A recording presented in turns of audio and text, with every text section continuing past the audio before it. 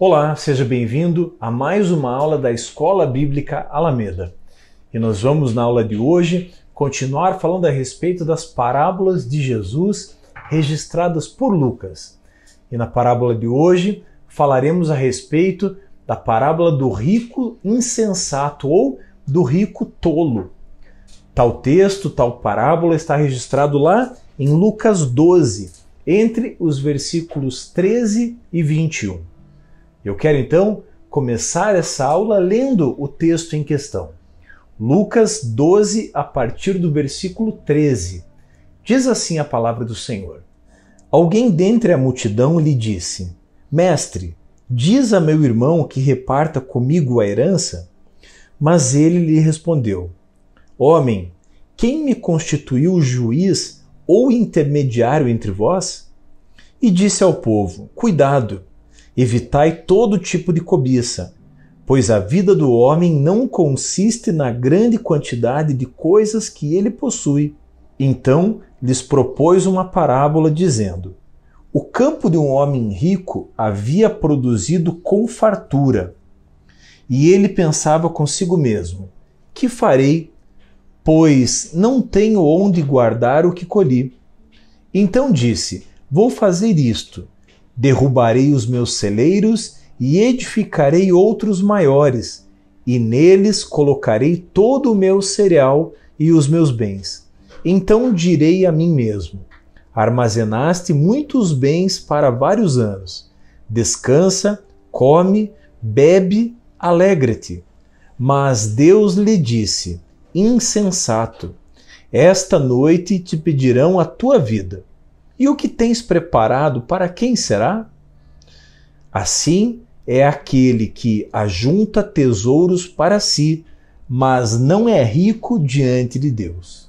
E a lição central desse texto, então, está logo no começo, no versículo 15, quando a Bíblia vai dizer que a vida de um homem não consiste na grande quantidade de bens que ele possui.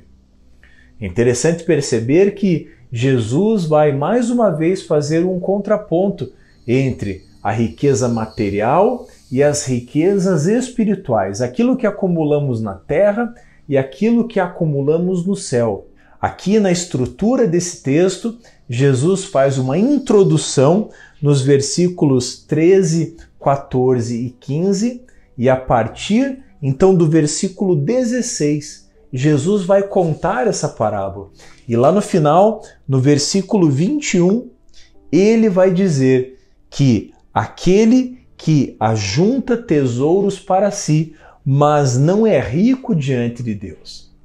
E aqui, de antemão, nós já aprendemos que tudo aquilo que temos na terra, de fato, não é considerado diante de Deus, se acumularmos tudo isso para o nosso próprio deleite. Quando Jesus questionado a respeito dos maiores mandamentos, Jesus diz que o maior deles é o primeiro, que diz que devemos amar a Deus sobre todas as coisas. E o segundo, semelhante ao primeiro, vai dizer que devemos amar o nosso próximo como a nós mesmos. E aqui nós entendemos claramente que a grande dificuldade desse homem não estava de fato nas riquezas que ele possuía, mas a grande dificuldade dele e aquilo que trouxe condenação para esse homem estava no fato de que ele depositava toda a sua fé, toda a sua confiança nos bens materiais.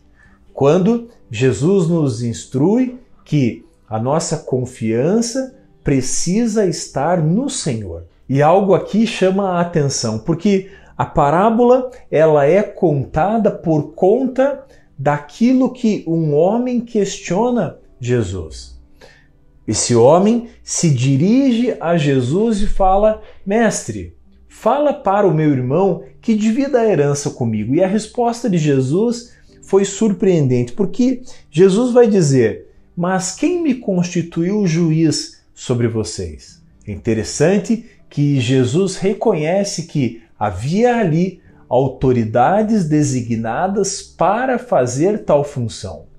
Jesus, sim, o Rei dos Reis, o Mestre dos Mestres. Ele sabia que ele, com uma frase, com uma palavra, poderia colocar aquilo de uma maneira a ser solucionada. Porém, Jesus vai dizer: quem me constituiu juiz entre vós?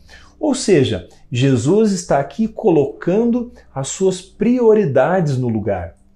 Jesus, ele não veio para decidir de quem seria uma herança, não. A lei já falava sobre aquilo. Havia ali juízes instituídos para aquilo. Jesus veio sim para buscar e salvar aquele que estava perdido. E é por isso que Jesus faz esse contraponto de bens materiais e de bens espirituais, de riquezas na terra e riquezas no céu.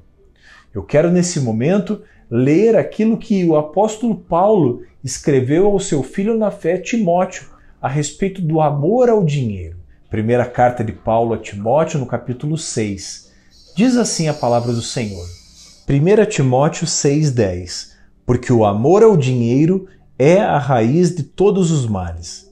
E por causa dessa cobiça, alguns se desviaram da fé e se torturaram com muitas dores. O apóstolo Paulo, aqui falando ao seu filho na fé, vai dizer que o amor ao dinheiro é a raiz de todos os males.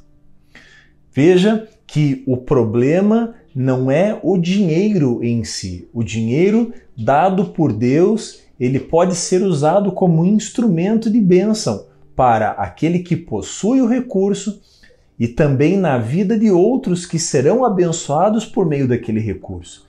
O que o apóstolo Paulo está dizendo é que o amor ao dinheiro é a raiz de todos os males. E quando nós lemos lá em Gálatas, o mesmo apóstolo Paulo vai dizer que um dos frutos da carne é a idolatria.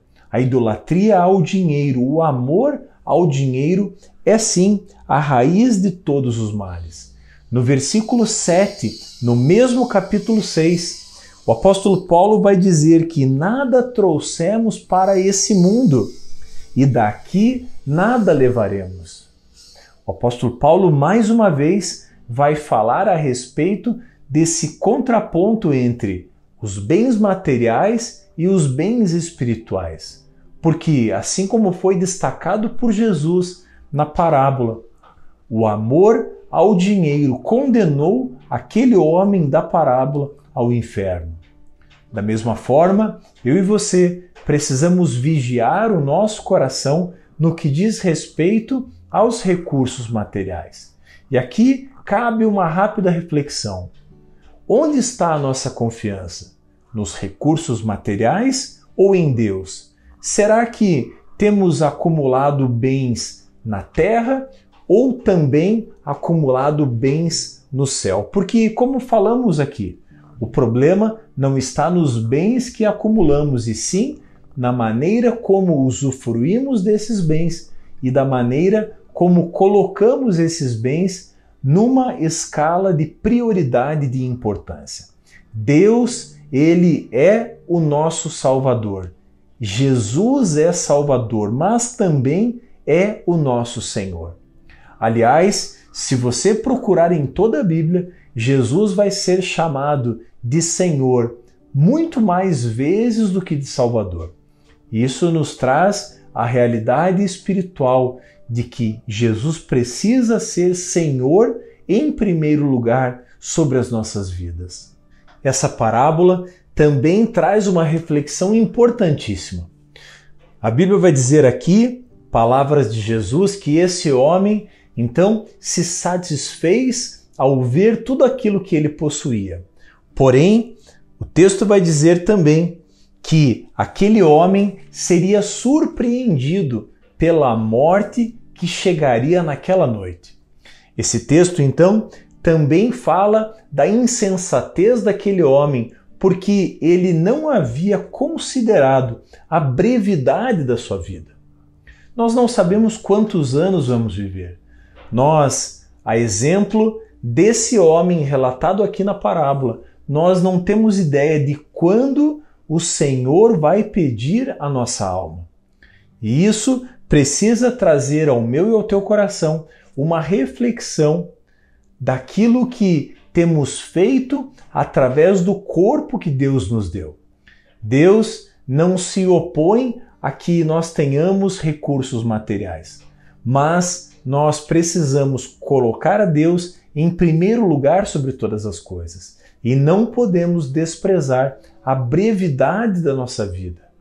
Por isso, enquanto estamos vivos, enquanto temos fôlego de vida, eu e você precisamos também estar com os olhos em Deus e buscar compreender em Deus aquilo que Ele deseja que nós façamos através dos recursos que Ele mesmo nos deu. Jesus, Ele veio, como disse anteriormente, para buscar e salvar aquele que estava perdido. Jesus veio nos trazer salvação. Jesus não veio como um gênio da lâmpada que nos dá, nos atende os nossos pedidos de imediato.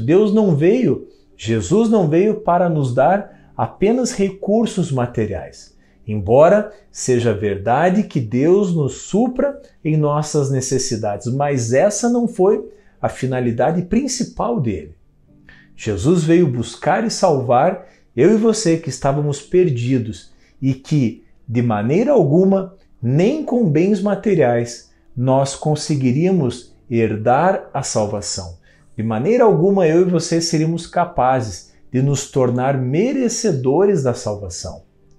Esse é o propósito principal da vinda de Jesus. E esse também precisa ser o alvo principal da minha e da sua vida. Eu e você não podemos perder os olhos de Jesus. E aqui essa parábola fala também justamente dessa dualidade do coração humano. Muitas vezes nos preocupamos de forma demasiada com aquilo que entendemos como importante e que não passa de recursos materiais. Jesus aqui nos chama a atenção para usarmos a nossa vida e tudo aquilo que conquistamos para ajuntar também tesouros no céu. A presença de Deus, ela precisa trazer contentamento ao meu e ao teu coração. E se tem algo que provém da parte de Deus quando estamos na presença dele, é o contentamento.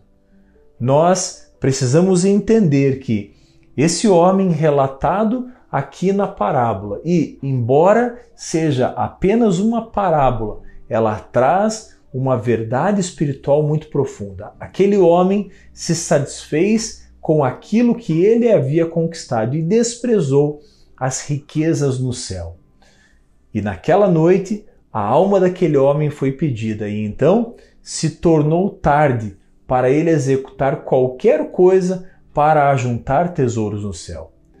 Por isso, ao ler esta parábola, eu e você somos chamados a refletir a respeito da nossa própria vida.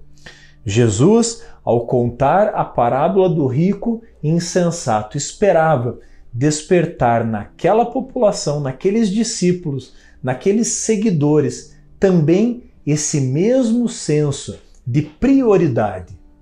Prioridade que traz as coisas espirituais à frente das coisas materiais.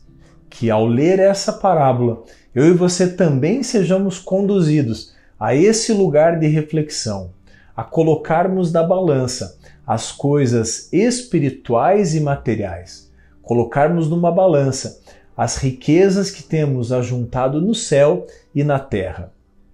E, por certo, as riquezas espirituais, aquelas acumuladas no céu, elas precisam estar acumuladas numa quantidade muito maior do que as riquezas materiais. Na semana que vem, continuaremos falando a respeito das parábolas contadas por Jesus e registradas por Lucas. Se você gostou desse vídeo, se ele foi útil, deixe o seu comentário, deixe o seu like, inscreva-se também no nosso canal e não esqueça de ativar o sininho para receber as nossas atualizações.